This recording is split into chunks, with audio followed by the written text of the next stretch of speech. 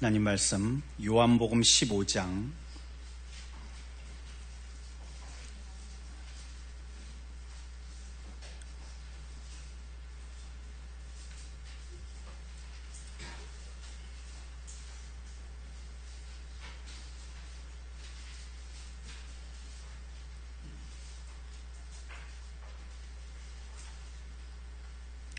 173쪽입니다.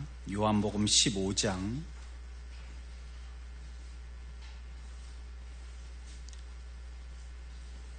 나는 참포도나무요 내 아버지는 농부라. 물은 내게 붙어있어 열매를 맺지 아니하는 가지는 아버지께서 그것을 제거해 버리시고 무릇 열매를 맺는 가지는 더 열매를 맺게 하려 하여 그것을 깨끗하게 하시느니라. 너희는 내가 일러준 말로 이미 깨끗하여졌으니 내 안에 거하라. 나도 너희 안에 거하리라. 가지가 포도나무에 붙어있지 아니하면 스스로 열매를 맺을 수 없음같이 너희도 내 안에 있지 아니하면 그러하리라. 나는 포도나무요 너희는 가지라. 그가 내 안에 내가 그 안에 거하면 사람이 열매를 많이 맺나니 나를 떠나서는 너희가 아무것도 할 수 없음이라. 아멘. 한 신문에 나온 기사 내용입니다. 30, 40대 남녀들에게 실시간 검색 순위가 비교되어서 게시되었습니다. 이 검색 순위는 언제 있었던 검색 순위냐면 북한이 미사일을 쏘아놓은 이후에 있었던 검색 순위였습니다. 성별로 서로 어떤 것을 검색했는지를 확인했는데요. 남성들에 대하여서는요, 30, 40대 남성들은 트럼프, 카드가 아니고요, 사람 이름이죠. 미사일, 그 다음에 김정은, 이런 순으로 검색을 하였습니다. 그런데요, 여자들은요, 뭘 검색했을 것 같아요? 오늘의 날씨가 1위였습니다.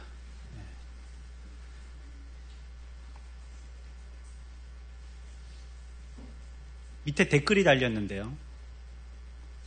아니, 지금 북한이 미사일을 쏘고 난리가 났는데 여자들은 어떻게 나라가 돌아가는 거에 대해서 저렇게 관심이 없고 고작 검색 순위 1위가 오늘의 날씨인가? 이런 댓글이 막 밑에 달렸어요. 누가 썼겠어요? 남자들이 썼겠죠. 거기에 질세라 여자들도 그 밑에 댓글을 달았어요. 미사일 쏜다고 애 학교 안 보내나? 나 출근 준비하고 아이 등교 준비하느라고 동동거리는 엄마 뒤에서 뉴스나 검색하고 있는 남자들이 오히려 한심해 보인다. 이렇게 댓글을 썼어요. 엄마들은 주변 상황이 어떠하다 할지라고요. 비록 김정은이 미사일을 한 발 쏘는 게 아니고 동시에 3발 이상 쏴도요. 우리 엄마들은 아이들 걱정해요. 뭐 트럼프나 김정은이나 뭐 그런 것보다도요. 오늘의 날씨가 어떤지 그걸 검색해야 돼요. 왜요? 비 오면 우산 달려보내야 되거든요. 그러니까 또 짧은 팔을 입혀야 될 건지 또 타이즈를 긴 거를 신겨야 될 건지 또 팬츠를 갖다가 긴 걸 입혀야 될 건지 짧은 걸 입혀야 될 건지. 그래서 엄마들은 온통 그 생각들이요 아이들에게 가 있는 거예요. 그런데도 불구하고요 엄마들의 마음 한구석은요 늘 죄인으로 살아갑니다. 아이들이 울잖아요.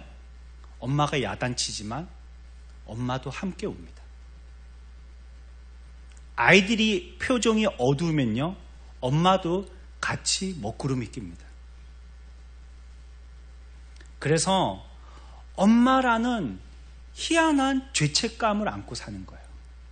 엄마가 된 죄책감.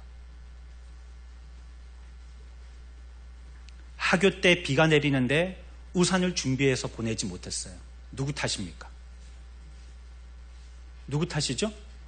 안 챙겨간 지 탓이죠. 누구 탓이겠어요? 자기가 안 챙겨갔는데.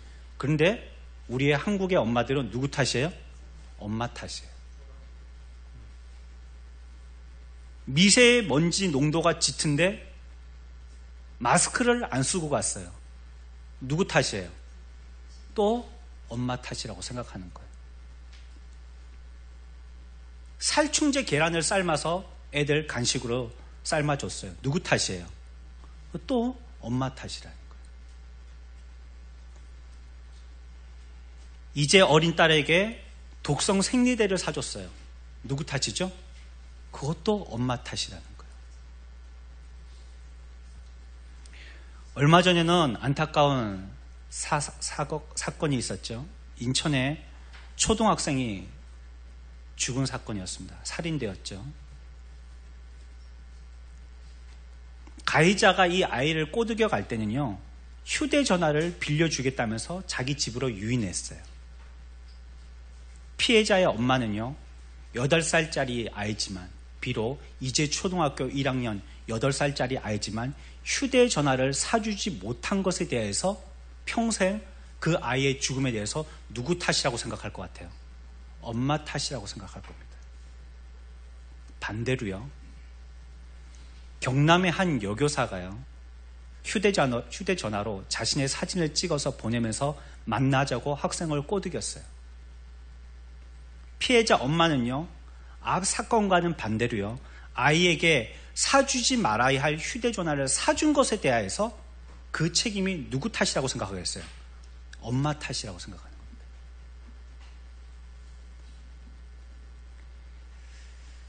아이들에게 잔소리하는 엄마를 볼 때는 엄마가 전지전능해 보입니다. 하지만 사실 우리가 앞에서 살펴본 것처럼요, 언제나 엄마들은요, 자책을 하면서 불완전한 존재로 살아가는 것입니다.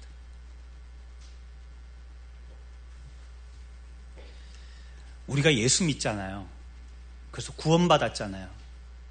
처음에 예수 믿었을 때는요, 구원받고 나면 모든 것이 다 해결되는 줄 알았어요. 예수 믿었으니까, 이제 구원받았으니까 하나님께서 우리의 아버지가 되시고, 천지의 모든 주인이 우리 아버지가 되신다는데,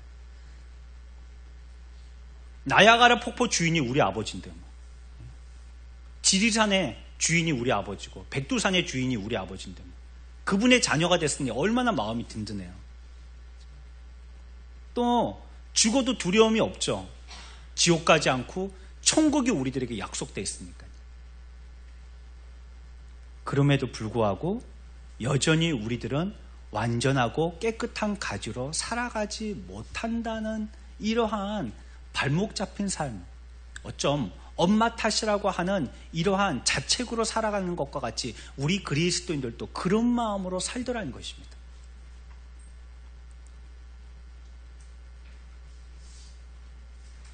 예수 그리스도라는 나무에 그 뿌리로 말미암아 우리가 새로운 가지로 접붙임 받아졌으면, 그러면 우리 가지는 예수 그리스도의 뿌리의 진액을 맛보아서 깨끗해야 될 텐데요, 건강하고요, 많은 아름다운 맛있는 열매를 맺도록 깨끗해야 될 텐데요, 그렇지 못한 게 사실이더라는 거예요. 그러면서 우리들은 내 탓이요 하고 스스로를 자책하면서 살아갑니다. 하지만 이 문제에 대해서 아무도 대답해 주지 못합니다. 그래서요, 이단들이 접근할 때 뭐라고 묻죠? 당신 구원받았습니까? 라고 묻습니다. 대답하기가 참 애매한 게, 구원받았기는 받았다라고 마음에 확신이 있고, 또 목사님께도 그렇게 배웠고요, 성경 공부 때도 그렇게 배웠고요, 더더군다나 내가 교회 학교에서 아이들에게 그렇게 가르치기까지 했는데요, 내 삶의 태도를 보니까 양심에 구원받았다라고 입이 떨어지지 않는 것입니다. 그래서 집에 가서 한참 이면도 생각하고 저면도 생각하다가 또다시 그 이단을 만나게 되어지면 이제부터 살살 낚싯줄에 걸리는 것처럼 꿰어서 들어가게 되는 거죠. 오늘 우리가 읽은 말씀에는요, 이런 내용이 언급되어 있지 않았습니다. 사실 성경을 갖다가 이해하고 해석한다는 것은요, 원래는 첫 번째로는요, 성경의 활짝 그대로를 이해하는 것입니다. 이 말씀 자체가 뭘 얘기하고 있는지, 1차적인 성경이 우리들에게 주는 그 의미를 잘 발견해야 되고요. 그리고 나서 우리에게 주는 또 이 시대에 맞는, 또 나에게 맞는 이러한 자기 자신에게 맞는 교훈으로 적용을 해보는 거예요. 오늘 말씀에는 그런 말씀들이 표현되어 있지 않지만 우리들은 얼마든지 이런 면들을 생각해 볼 수 있어요. 우리가 지금 한 달 이상 우리들은 예수 그리스도의 뿌리에 접붙임 받은 가지가, 새로운 가지가 되었다라고 얘기했어요. 하지만 여러분들의 표정을 보니까요, 그렇게 밝지 않아요. 아, 저 박 집사님 가지를 얘기하나 보다. 나는 아니야. 나는 골았어. 놀이 탱탱해. 그리고 나한테는 뭐 성령의 어떤 진액이나 물 같은 것이 지나가지가 않아. 그러니까 저기 최 집사님 얘기하는 거지 나 얘기하는 거 아닐 거야. 이러고 전부 다 얼굴들에 그냥 먹구름이 가득하세요. 아마 이 문제 때문일 것입니다. 이 문제가 해결되지 않아서일 것이에요. 먼저 주제부터 말씀드린다면요, 이렇게 우리가 참 가지고 깨끗한 가지가 되었음에도 불구하고요, 우리가 그런 마음을 가지도록 하는 것조차도 하나님의 섭리라는 거예요. 이건 놀라운 섭리입니다. 어쩜 놓치고 훅 하고 지나가는, 차창밖의 풍경을 보고 지나가듯이 훅 하고 지나가는, 보지 못할 수 있는 아주 중요한 그러한 진리예요. 그런 섭리예요.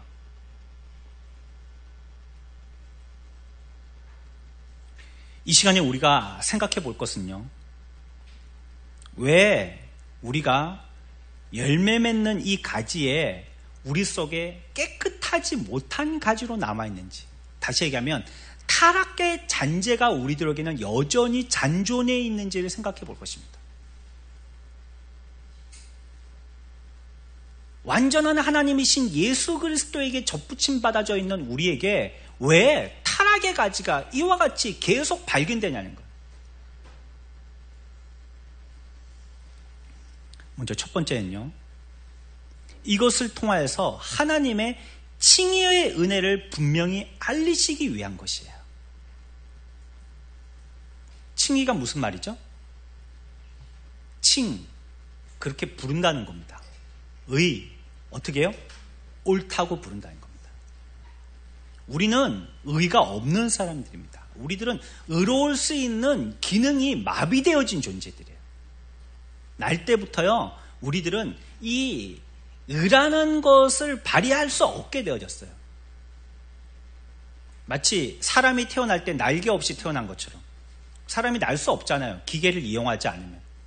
그것처럼 우리 인간들은요, 죄의 범벅이 되어서 나왔기 때문에 우리들에게는요, 의를 발견할 수 없어요. 의를 찾아갈 수 없어요. 고작 자기 스스로가 겨우 생각하는 의예요. 그게 양심의 의죠. 하지만 양심도 절대 진리는 아닙니다. 도둑놈도 양심이 있습니까? 그게 다 옳다고 얘기할 수 없어요. 김정은이도 양심이 있지 않겠어요, 지가?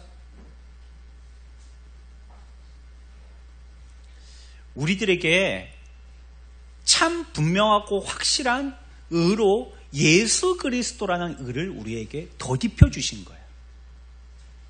우리의 죄는 있지만 구속하였다는 그 뜻이 밥수건 가지고 밥상을 덮은 것과 같다는 그런 의미입니다.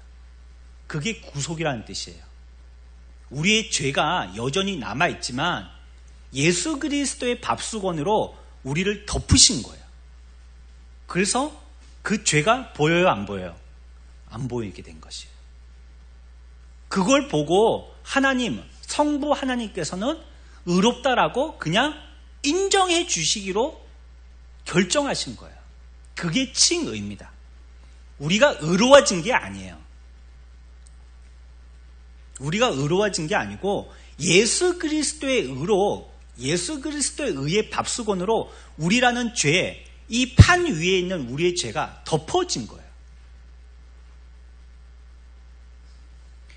우리의 가지의 연약함은요, 우리 속에 잔존해 있는 이와 같은 타락의 모습이 자꾸 드러나는 것은요, 예수 그리스도의 칭의의 은혜를 드러나도록 하기 위하신 하나님의 섭리입니다.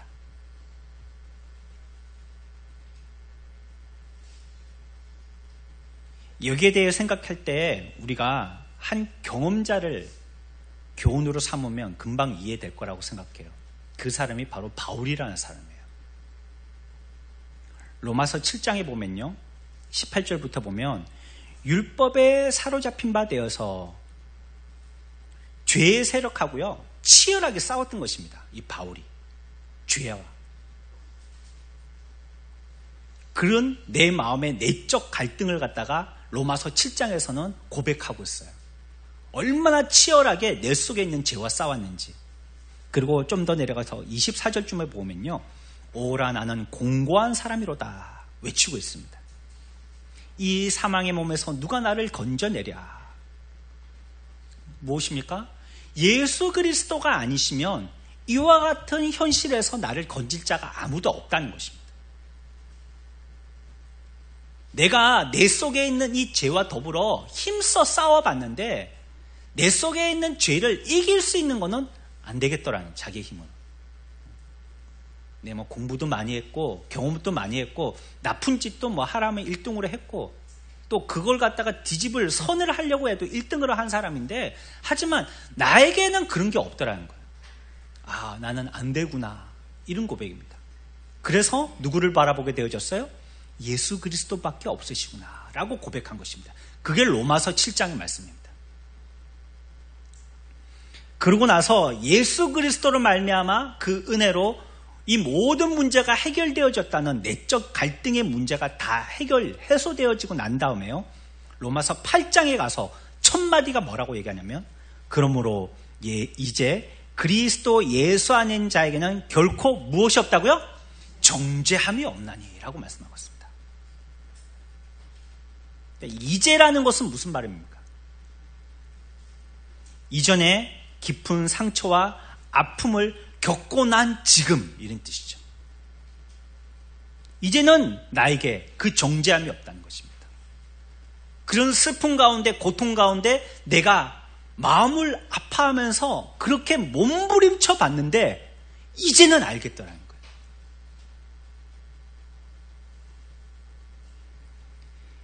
이 같은 놀라운 자기의 삶에 예수 그리스도라는 은혜를 발견하게 된 것은요, 이전에 자기가 내적인 갈등을 그와 같이 하면서 많은 고민을 하는 그 과정을 통하여서 얻게 되어진 것입니다. 그래서 하나님의 은혜구나 하는 것을 발견하게 됐더라는 것이에요.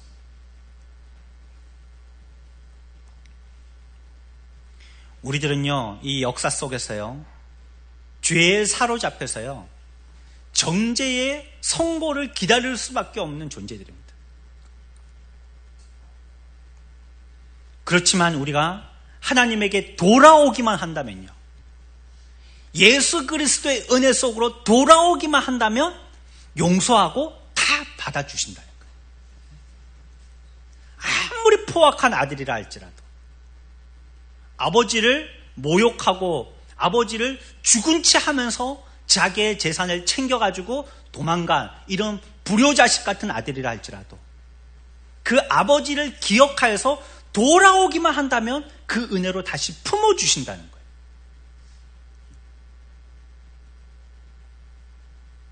그래서 바울은요, 그리스도 안에 있는 이 풍성한 은혜에 대해서 찬양하고 있는 것입니다. 나 같은 이런 자를 예수 그리스도로 말미암아 이와 같이 품어주셔서 하나님의 자녀 삼아 주신 것, 도저히 행위로서는 거듭남의 그림자도 밟을 수 없는 우리를 이와 같이 아무 노력도 없이 그저 주의 은혜로 말미암아 하나님의 의로운 자녀가 되게 하여 주신 것, 여기에 대해서 찬양하고 있는 것입니다.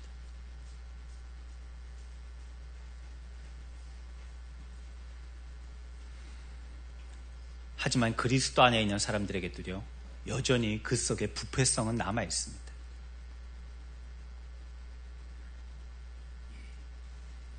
우리가 우리 속에 예수 그리스도 성령을 모시고 살아가지만요, 우리는 육신을 입고 살아가기 때문에요. 우리에게는 부패한 습성이 계속 우리를 발동시킵니다. 우리가 믿은 대로, 배운 대로만 살아간다면 아마 이 시대에 성자 아닌 사람이 없을 것입니다.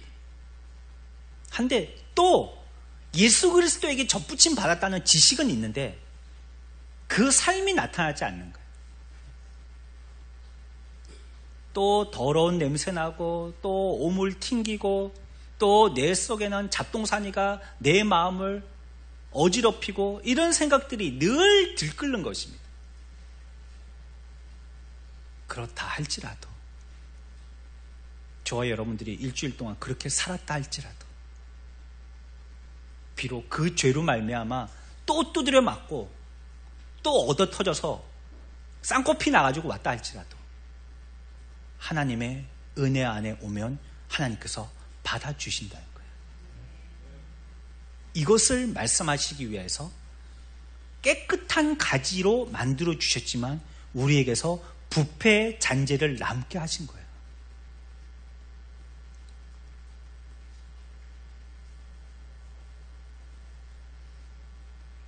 그래서 우리들은요, 우리가 죄 가운데 완전히 잠수되어 있다면 하나님의 은혜를 볼 수 없겠지만, 그래도 가끔씩 살려고 코라도 물 밖으로 내놓는단 말이에요. 가끔씩 살아보려고 바닥을 까치발을 하고 짚고 물 위로 튕겨 올라와서요, 코라도 훅 하고 숨을 한번 들이키고 다시 세상의 물속에 빠지는 거예요. 그때만이라도 다시 돌아올 기회로 우리들에게 삼아 주시는 겁니다. 돌아오라고. 예전의 불효자 생각하지 않겠다는 거예요. 밥상에 차려놓은 많은 밥과 반찬, 국과 같이 우리의 많은 죄들이 종류별로 거기에 가득하다 할지라도 예수 그리스도께서 이미 우리를 위해서 다 죽으셨기 때문에, 그 죄값을 담당하셨기 때문에 그냥 그 의를 우리의 죄에 덮어주셔서 안 보시겠다는 거예요.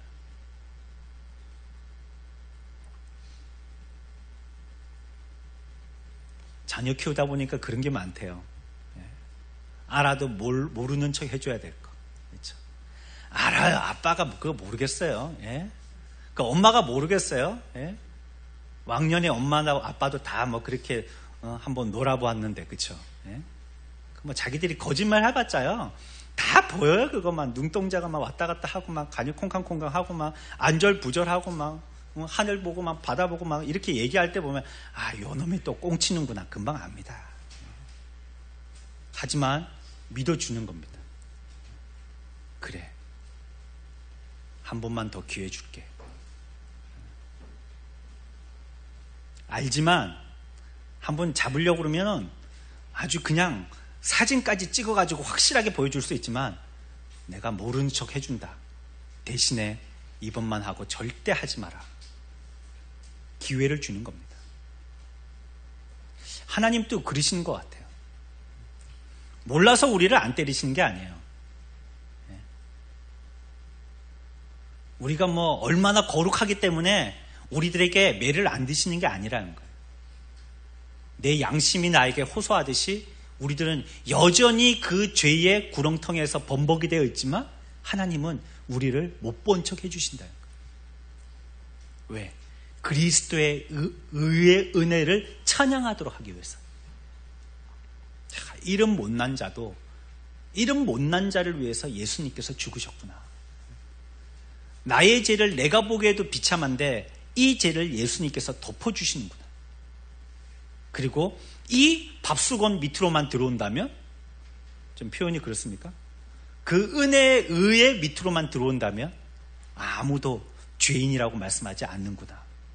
그 하나님을 찬양하자라는 이 찬양을 위하여서 우리들을 그와 같은 연약한 가지로 내비두신다는 거예요. 우리들에게 남아있는 이 부패성은요, 얼마나 우리들에게 베풀어 주신 그 의라는 것이 큰 은혜인지를 또렷하게 보여줍니다. 분명하게 보여줍니다. 여러분들, 안경 끼시는 분들은 아실 거예요. 안경을 한참 끼다 보면요, 여기에 먼지가 많이 묻어요. 정전기도 있고 막 그러니까 먼지가 잔뜩 묻는단 말이에요. 그래서 그 안경을 닦습니다. 근데 이제 안경을 뭐 한 1년, 2년, 3년 오래 껴보면요, 안경 닦는 기술이 늘어요. 그래서 이제 안경 닦기 하고 그냥 닦지 않아요. 깨끗하게 닦기 위해서 어떻게 닦죠? 이거 해보셨어요? 해가지고 닦잖아요. 안경을 닦는데 거기다가 입김을 불어요. 그러면 안경이 더 어떻게 됩니까? 허옇게 되죠. 뿌옇게 되죠. 더 안 보이게 되잖아요. 하지만 그렇게 하고 닦았을 때 깨끗해지는 겁니다. 확실하게 깨끗해지는 방법이 입김을 불어서 닦는 거예요. 우리에게 잔존해 있는 이 부패성이라는 것을 통하여서 하나님의 칭의의 은혜가 얼마나 큰 은혜인지를 우리들에게 또렷하게 보여주시는 거예요. 이때처럼 칭의의 은혜를 분명하고 확실하게 알 데가 없어요.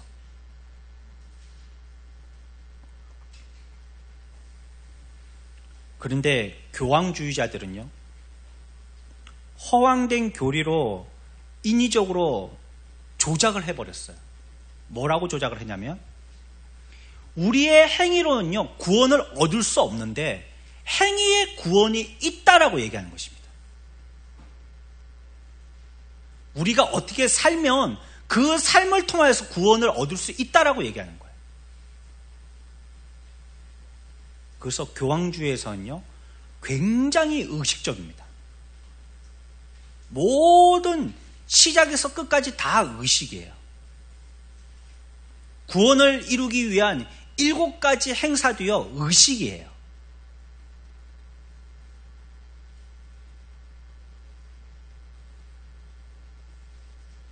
우리의 죄는요, 진흙발로 하고 집에 돌아온 아이와 같이 아무리 깨끗이 닦으려고 해도 온 집안이 진흙, 신발, 자국, 투성이가 되는 것과 마찬가지로 우리의 죄성은 어떤 행위를 통해서도요, 그 오염에서 절대 깨끗해질 수 없습니다. 여러분들이 아무리 애를 써서요, 내가 거룩해 보려고, 의로워 보려고, 구원에 이르는 행위를 해보려고 애를 쓴다 할지라도요, 우리의 행위를 통해서는요, 구원은 오히려 더 오염될 뿐이에요.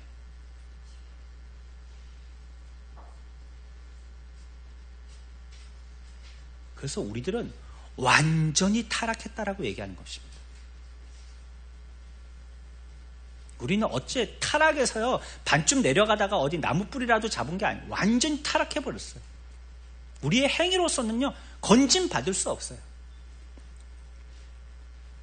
마치 우리의 행위로서 구원받을 수 있다라고 얘기하는 사람은 태평양 망망대해 한가운데에서 조그만 고무풍선 같은 그러한 구명대를 타고 겨우 그 바다 한가운데 떠가지고 목숨만 연명해 있는데, 어떻게 3일 밤낮을 구조대가 헬기로 찾아가지고 그 사람을 있는 조난의 현장까지 찾아와서요, 그를 구하려고 할 때 내가 가지고 있는 이 밧줄을 헬리콥터 위에 던져서 그 줄에 걸려있는 그 줄을 타고 헬리콥터에 타려고 하는 그 행위와 같다는 것입니다.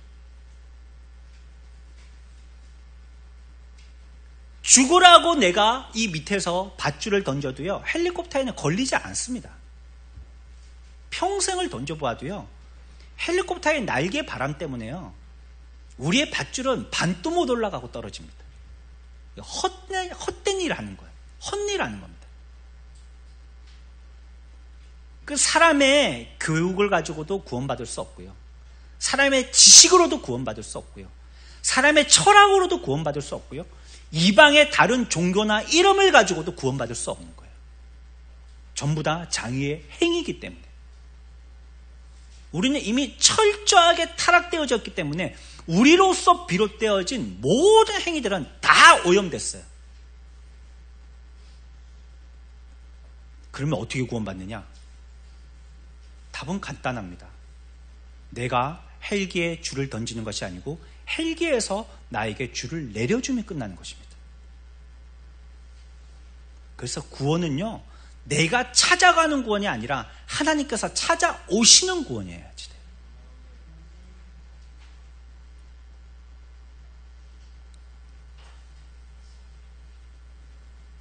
아무리 의로운 사람이라도요, 그의 의는요, 흠 있는 과실에 지나지 않습니다. 완전할 수가 없는 것입니다. 또요, 우리에게 남아있는 이 부패성이라는 것은요, 하나님의 칭의의 은혜를 보여줄 뿐만 아니라요, 그 은혜를 찬양하게 만듭니다.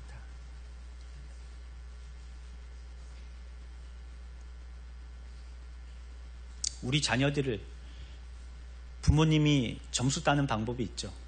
혼났을 때 배포 있게 한번 용서해 주는 겁니다. 하지 말라는 휴대폰을 썼어요. 하루에 1시간씩인데 엄마 아빠 없다고 3시간을 쓴 거예요. 근데 그건 몰랐죠. 엄마 아빠 휴대폰에 앱이 새로운 게 깔려 있었던 거예요. 자녀들의 모든 휴대폰 시간이 다 체크되어지는, 무슨 앱을 켰는지까지 다 확인되어지는, 이게 깔려있는지는 모르는 거예요. 순간 배신감은 느끼죠. 엄마 아빠가 그럴 줄 몰랐다. 하지만 이미 자는 엎어졌어요. 그래서 이제 엄마 아빠 오시면은 죽을 거라고, 나는 아마 오늘이 마지막이 될 것 같다, 간을 쪼리고 있는 거죠. 이제는 엄마 아빠의 얼굴에서 웃음을 보기는 힘들겠구나. 내일 아침은 또 못 먹고 학교 가야 되겠구나. 용돈은 동결이겠구나. 요번 명절에는 어떡하지 그거. 저번에는 30%라도 주셨는데 요번에는 10%도 안 주시겠구나. 막 자기 목소리가 복잡한 겁니다. 엄마 아빠가 딱 오셨어요. 비범한 표정을 가지고 오셨죠. 그리고 아이들을 불러냅니다. 그리고 딱 앉혀놓죠. 그런데 그때 회초리를 대지 않고, 내가 다 아는데 요번 한 번은 용서해 준다 그러면 아이들이 이렇게 해가지고요, 아무리 감동적인 얘기를 해도 웃고 지나가고 TV나 보고 이런 애들이 그때는요 막 눈에서 막 거봉포도 알만한 막 눈물이 막 뚝뚝뚝뚝 떨어지는 겁니다. 우리가 어느 때 찬양합니까? 우리들은 어리석어서요, 하나님이 우리들에게 은혜 주실 때는요, 그런 일반적인 은혜 가지고 찬양 잘 안 합니다. 세상 사람만큼도 찬양 안 해요. 세상 사람들은 산에 가서 폭포 앞에 가면 와 이렇게 하는데요, 우리 예수 믿는 사람들 뭐 당연히 하나님이 만들었지 뭐 별거 있나 이러고 그냥 지나가요. 우리들은 하나님이 주신 이 모든 은혜를 만끽하면서 살아도 그 은혜에 대해서 잘 찬양하지 않아요. 근데 언제 찬양하느냐? 이럴 때 찬양하는 거예요. 내가 이렇게 나쁜 놈인데, 내가 또 이렇게 죄를 졌는데, 내가 이렇게 안 하겠다고 다짐한 걸 갖다가 또 이렇게 반복하고 났는데, 나는 이렇게 또 무너졌고, 또 하나님 앞에서 나는 면목 없는 자녀가 됐는데, 그래도 나를 용서해 주시구나. 그거 깨달을 때, 그때 하나님을 목 놓아 찬양하게 되는 겁니다. 알게 하실 뿐만이 아니라 그때를 통해서 하나님께 찬양하게 되더라는 거예요.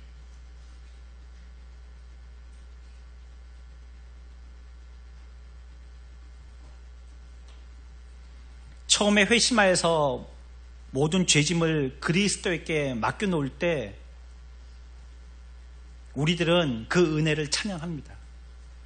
한데 이후에 다시 타락하여서 넘어질 때마다 이렇게 세워주시고 새롭게 회복하여 주실 때 그 은혜 또한 무한 감사해서 찬양하게 되는 것입니다.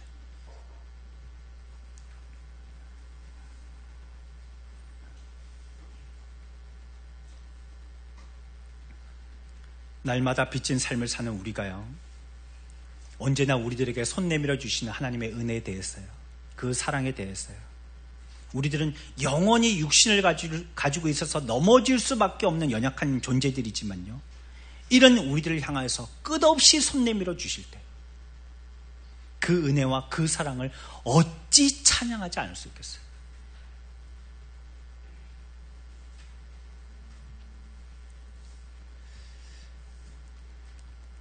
한 가지 더 생각한다면요, 앞에서는 우리가 우리에게 주신 어떤 은혜를 기억하게 하신다고요? 칭의의 은혜, 의롭게 하여 주시는 은혜를 생각했는데요, 한 가지 더 생각할 것은요, 우리를 끝까지 구원시키시는 견인의 은혜를 기억하게 하신다는 거예요. 이 하나님의 능력을 이쯤 해서 보여주시는 겁니다. 우리가 끝까지 구원 생활하는 것은 여러분들 의지로 되지 않습니다. 견인은 그 능력이 절대적으로 하나님께 있습니다. 우리들에게는 없어요. 물론 우리가 믿음 생활을 하려면 우리의 정서도 있어야 되고요, 또 하나님을 바르게 지식적으로 아는 지식도 있어야 되고요, 또 그것을 끝까지 해보려고 하는 우리의 마음의 굳은 심지와 같은 의지도 필요합니다. 하지만 그것이 내 힘으로는 부족해요. 그래서 베드로전서 1장 5절에서는요, 너희는 말세에 나타나기로 예비하신 구원을 얻기 위하여 믿음으로 말미암아 하나님의 능력으로 보호하심을 받았느니라. 아멘. 우리의 구원이 어떻게 보호함을 받았다고요? 하나님의 능력으로 보호함을 받았다는 거예요. 얼마나 감사한 겁니까? 예? 여러분들, 사드 있으면 우리나라가 지켜질 줄 아세요? 예? 사드 할아버지 갖다 놔 보십시오. 김정은이는 그것을 뚫을 수 있는 또 한 가지 빈틈을 파고 들어옵니다. 그걸 또 막을 수 있는 모든 전략 무기를 우리나라에다가 다 쏟아 부어놨다는데, 지금 총동원해놨다는데, 그렇다고 김정은이가 전쟁을 안 일으킬 줄 알아요? 제 이 설교가 전쟁 위기설을 말하는 것이 아닙니다. 신문에 내지 마십시오. 그걸 얘기하는 게 아닙니다. 우리가 그렇게 국방이 되지 않는다는 거예요. 아니, 경찰서 한 개 더 짓는다고 치안이 안정을 찾을 것 같습니까? 네? 그게 되지 않는다는 겁니다. 그게 그렇게 되지 않는다는 거예요. 우리의 보호는요, 하나님의 철통 같은 보호하심으로 되는 것이에요.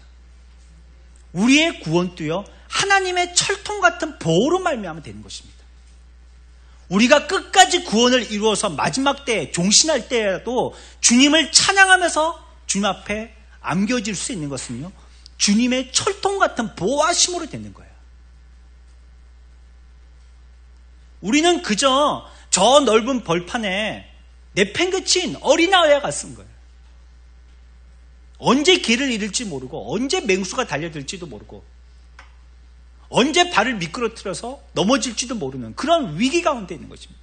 그런데 이런 우리들을 하나님께서 철통같이 보호해 주신다는 거예요.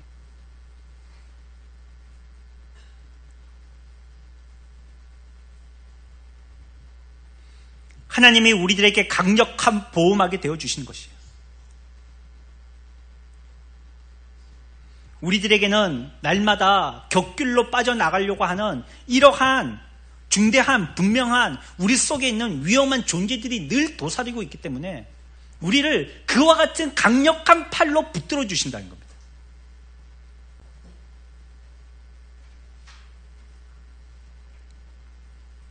사탄마귀는 아직도 우리를 넘어뜨리려고 길을 쓰고 달려듭니다. 이 거센 풍랑처럼 망망대해처럼 악조건인 세상 가운데서요, 우리에게 주시는 이 한 점의 은혜에 대하여서 그것을 유지하기 위해서 우리에게 철저히 보호하시고 지키시는 하나님의 능력에 우리들은 절대적으로 의지하고 기댈 수밖에 없는 존재들이라는 것을 기억해야 하는 것이, 나의 이 무능함을 보니까, 나의 이 무능력함을 보니까, 또 이와 같이 박약한 지식을 보니까 나로서는 할 수 없구나라는 것을 나는 언제든지 사탄 마귀가 마음먹고 작정하여서 덤벼들면 나는 10번이 아니고 100번이라도 넘어갈 수밖에 없는 이러한 연약한 존재라는 것을. 하지만 이러한 우리들을 하나님께서 보호하시고 지금까지 지키셔서 내가 이만큼이라도 서 있다는 것을 알고 주님을 더욱더 철저하게 의지하게 된다는 거예요. 그러니 우리가 비록 연약한 가지일지라도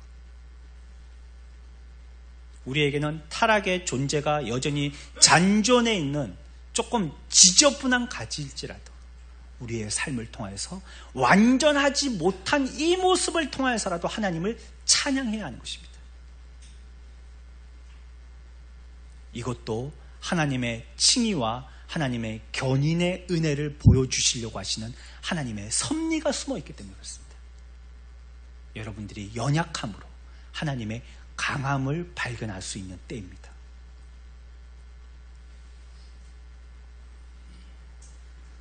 환경은 바뀌지 않습니다. 우리가 예수를 믿어도요, 우리가 예수 믿는다고 하늘에서 천사들이 한 부대가 내려와서 우리들을 에스코트하고 그러지 않습니다. 하지만요, 이러한 연약함을 갖고 있는 우리가 예전과 지금이나 별반 다를 게 없지만 그럼에도 불구하고 하나님의 이와 같은 은혜 안에 있다는 것을 기억하게 되어지면요, 우리들에게서는 새로운 능력이 나타나게 되는 것입니다. 그 은혜를 기억하고 그것을 발견하여서 그것을 이제 우리가 쓰게 되어질 때에 우리들은 이제 우리의 약이 강으로 바뀌는, 우리의 단이 장으로 바뀌는 놀라운 역사를 체험하게 된다는 것입니다.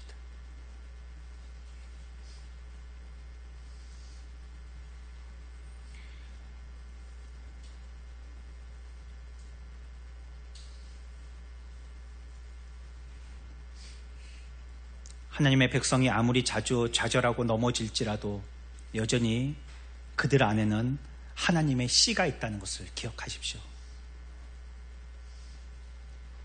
그것이 복음 안에 있는 그리스도의 은혜입니다. 이것이 우리들에게 주신 하나님의 큰 은혜입니다. 이 은혜를 감사하며 어떤 환경에 살아도 우리의 연약함을 두고도 하나님을 찬양할 수 있는 저와 여러분들의 삶이 되어지기를